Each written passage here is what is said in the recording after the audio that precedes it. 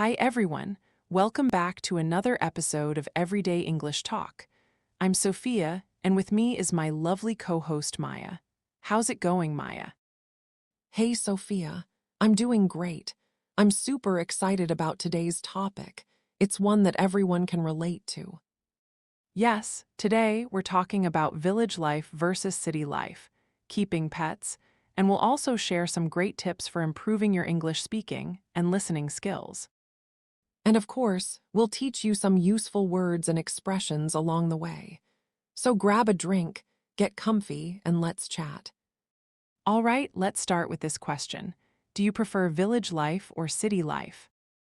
Ooh, good one. I personally love village life. It's peaceful, quiet, and I feel more connected to nature. I can totally see that. I've lived in both, and honestly, both have their pros and cons. That's a great phrase, pros and cons. It means advantages and disadvantages. Can our listeners try using it in a sentence? Yes, try this. Living in a city has its pros and cons. Nice.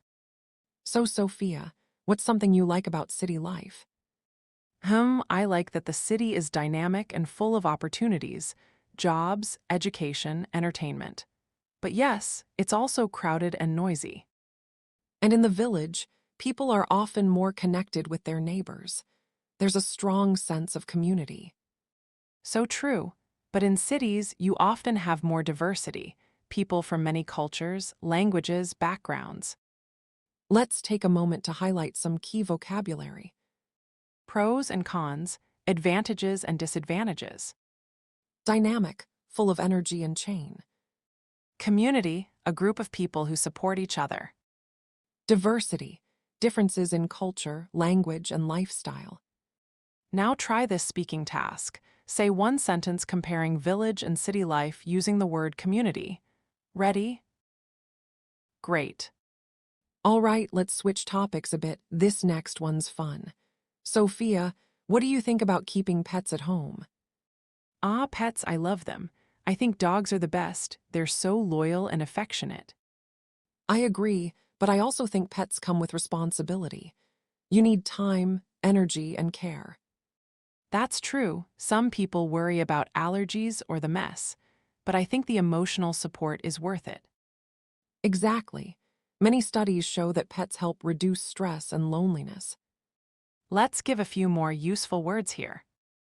Affectionate, showing love and care. Loyal, always by your side, supportive.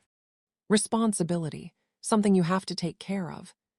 Here's a question for our listeners. Do you have a pet? If yes, what kind? If no, would you like one? Try answering aloud in English. And remember, you don't need to be perfect. Just speak out loud. That's the best practice. Which brings us to a really important tip. One of the best ways to improve your English speaking is to record yourself speaking. Yes, I know it can feel a little strange at first, but it's super helpful. When you listen to yourself, you'll notice how good you already are and where you can improve. It builds confidence and helps with pronunciation. Think of it like a workout for your mouth. So here's your challenge for today. Record a 1-minute audio talking about whether you prefer city or village life, or if you'd like to get a pet. Use at least 3 new words from today's episode. And one more phrase to learn before we go. It depends. This is a great way to say that there's no one right answer. For example, do you like cities or villages? Right arrow, it depends on what I need at the time. Let's wrap things up with a quick review of keywords.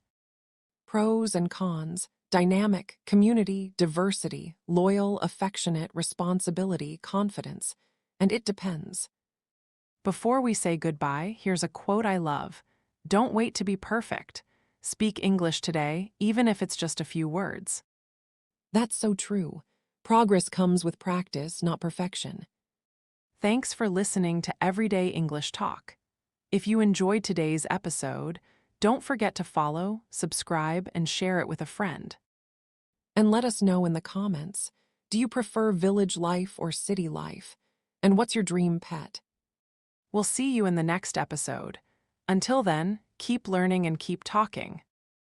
Bye, everyone. Bye.